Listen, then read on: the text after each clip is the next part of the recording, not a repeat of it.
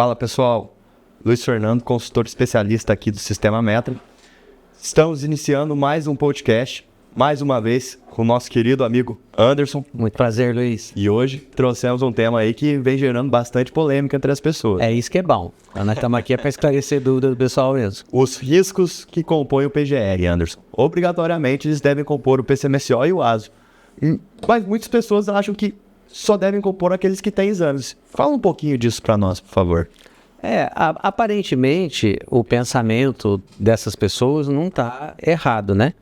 Porque para que eu vou colocar num documento médico aquilo que a própria norma que exige esse documento não tem exame referenciando, né? Então, a norma tem exames para agentes químicos, então, imaginando aí um frentista, exposição ao benzeno, hidrocarboneto, então tem lá uma série de exames médicos, tem a parte da exposição a defensivos agrícolas, né? Então organoclorado, organofosforado, aí aparece aqueles exames acetilcolinesterase, então aparentemente, né, se você tem um risco químico, você tem algum exame de referência, se você tem ruído, você também tem audiometria, se você tem alguns outros tipos de situações, você tem exames prescritos para eles, mas basicamente isso acontece para riscos físicos e químicos, né?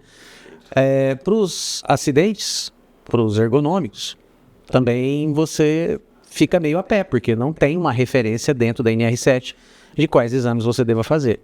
Porém, nós não podemos esquecer que o médico do trabalho, ele deve ter acesso ao PGR e com base nas informações que ele tem no PGR, essas informações inclusive dos riscos, aí ele vai vislumbrar aquilo que precisa ser feito no PCMSO além da própria NR7, ou seja, se ele pode mexer, inclusive isso está previsto na norma, na periodicidade dos exames, ele também pode pedir exames que não estão lá.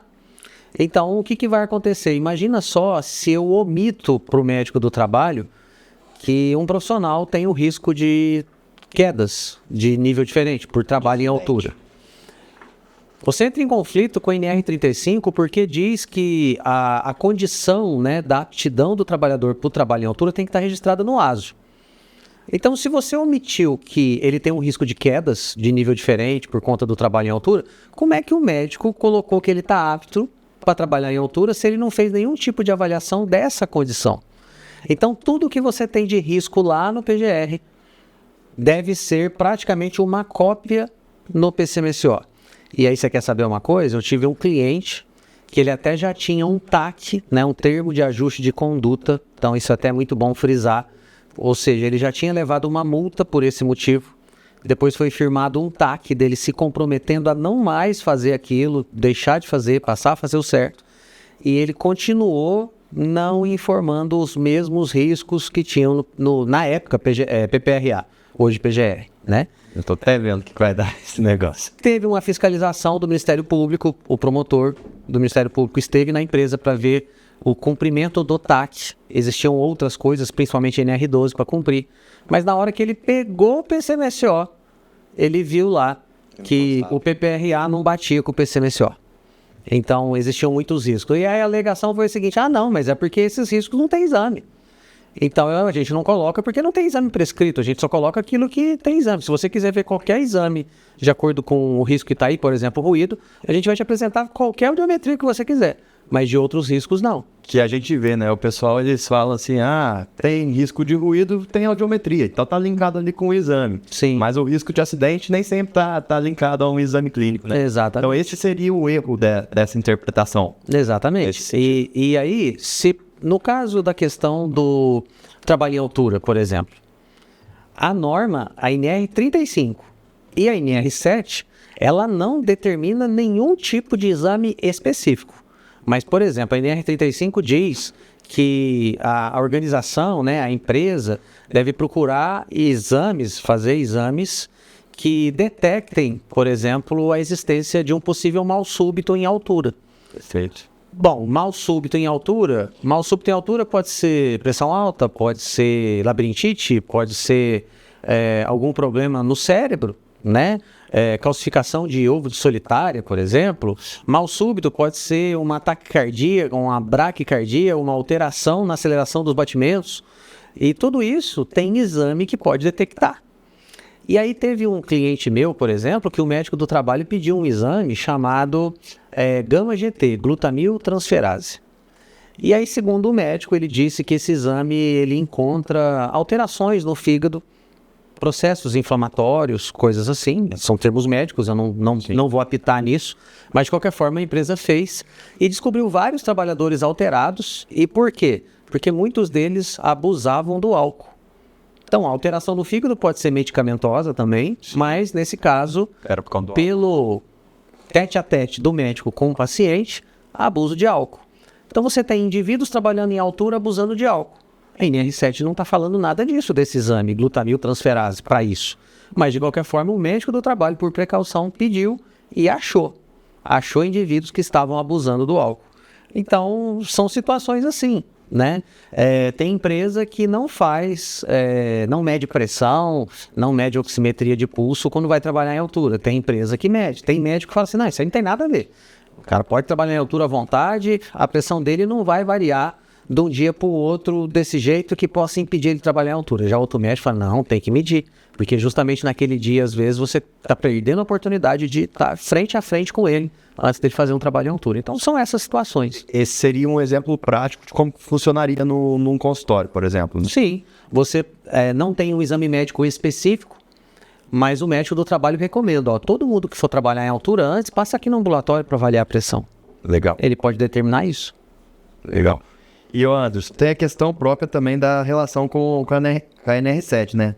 O texto diz ali que o ASO deve conter só os riscos que necessitem de controle médico. Como que a gente explica isso de forma definitiva?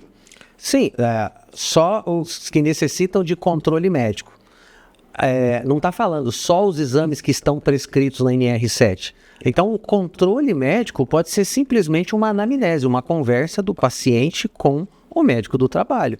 Isso é uma forma de controle, porque a medicina hoje, apesar dela estar muito baseada em exames, principalmente exames de imagem, nós não podemos esquecer que a velha medicina, que é aquela de conversar com o paciente, entender por aquilo que ele está passando, aquilo que ele está sentindo, até mesmo para as questões psicossociais, porque a NR35 também fala que tem que ser feita uma avaliação de fatores psicossociais daquele trabalhador que está fazendo o trabalho em altura. É diferente da avaliação psicossocial da NR1.